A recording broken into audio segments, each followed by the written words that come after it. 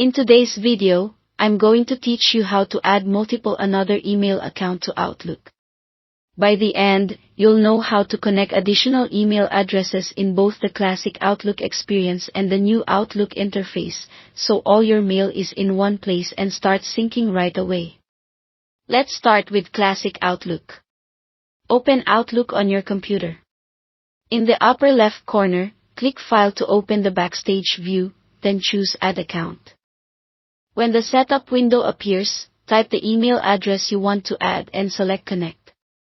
Outlook will try to detect the correct settings automatically. If you're prompted for a password, enter it and continue.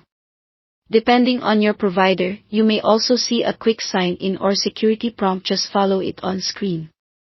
When Outlook confirms the connection, choose OK and then Finish.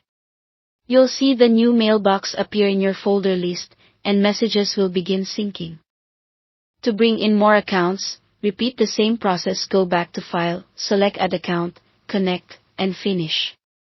Now, let's walk through the new Outlook experience, which looks and feels a bit different. Open Outlook and go to the View tab at the top. From there, select View Settings. Alternatively, you can open File and choose Account Info. Both routes lead you to the same place. Next, choose Accounts, then Your Accounts. Under Email Accounts, select Add Account. Enter the email address you want to add and click Continue. If you're prompted for a password, enter it, and when the setup completes, select Done. The new account will appear in the left pane, and its folders will populate as the mail downloads. A couple of quick tips to make this smoother. Give Outlook a moment after each addition. The initial sync may take a bit, especially with larger mailboxes. If a browser window opens during sign-in, that's normal for modern authentication. Just complete the sign-in and return to Outlook. If you use multi-factor authentication, keep your verification method handy to approve the sign-in.